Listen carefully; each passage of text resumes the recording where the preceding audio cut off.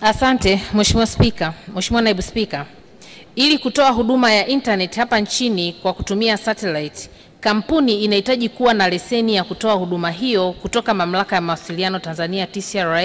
Hadi sasa TCRA imetoa leseni kwa mtoa huduma mmoja wa Satellite Connect Broadband Tanzania Limited ambaye alipewa leseni mwaka 2021 baada ya kukidhi vigezo vyote vinavyohitajika kwa mujibu wa sheria.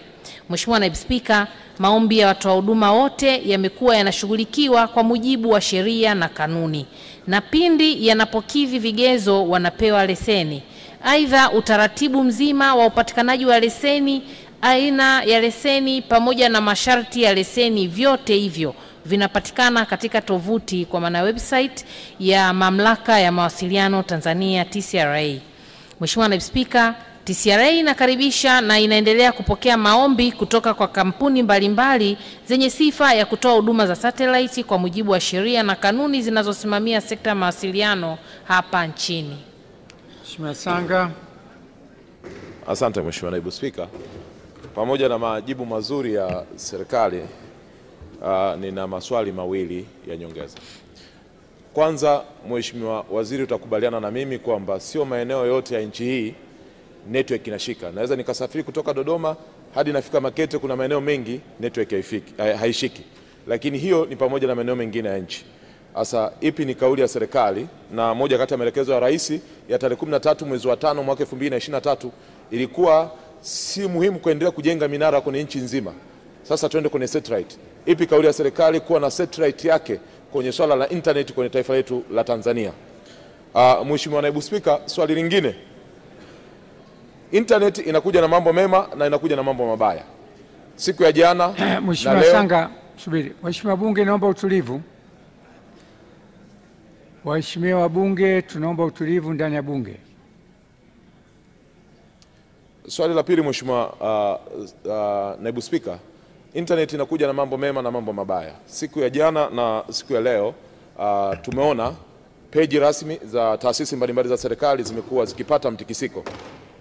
Sasa kwa nafasi hii ya swali hili, ni ipi kauli ya Wizara ya Mawasiliano kwa Watanzania kuelekea tukio hili ambalo limekuwa likichafua taasisi na viongozi wetu wa serikali kwa kipindi hiki? Ni ipi kauli ya serikali? Mheshimiwa Waziri, swali la pili kwa kwenye uchunguzi, usilijibu. Jibu la kwanza. Waziri, una majibu? Mheshimiwa Waziri, una majibu? Sawa. Mheshimiwa Naibu Spika, kwanza naomba nimpongeze Mheshimiwa Naibu Waziri kwa majibu mazuri aliyoyatoa, na naomba kwa ruhusa yako nimjibu Mheshimiwa Sanga kama ifuatavyo. Moja, ni dhahiri Mheshimiwa Dr. Samia Suluhu Hassan ameshatoa maelekezo ya nchi yetu kurusha satellite yake. Na kwenye hotuba yangu ya budget hapa wiki iliyopita nilielezea ziko hatua tumeanza kuzichukua, ikiwemo kuanza mchakato wa uridhiaji wa mikataba miwili. Mkataba wa sheria za kanuni za nchi za utafiti wa anga ya juu wa mwaka 1967, lakini na mkataba unaosimamia usajili wa vyombo vya anga za juu wa mwaka 1975.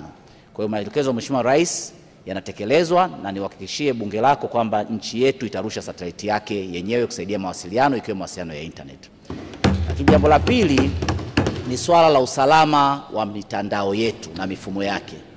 Mheshimiwa Naibu Spika, naomba kulithibitishia bunge lako kwamba serikali kupitia TCRA inasimamia usalama wa mifumo yetu na mifumo yetu ipo salama salmin. Siku ya jana peji za mitandao ya kijamii chache mbili za taasisi za serikali zilipata kuingiliwa. Na tunaposema akaunti ya mtandao wa kijamii sio mfumo pasee wa tehama wa taasisi ya serikali. Ni akaunti ambayo hata mimi na wewe tunayo. Ni akaunti ambazo taasisi hizi kupitia maafisa wake, wengine wa ngazi za chini, wanaweza kutumia hata simu ya mkononi kulogin kwa ajili ya kufanya habari mbalimbali za taasisi. Kwa zile taratibu zao za kiusalama zilikuwa si thabiti na ikasababisha kuweza kuingiliwa.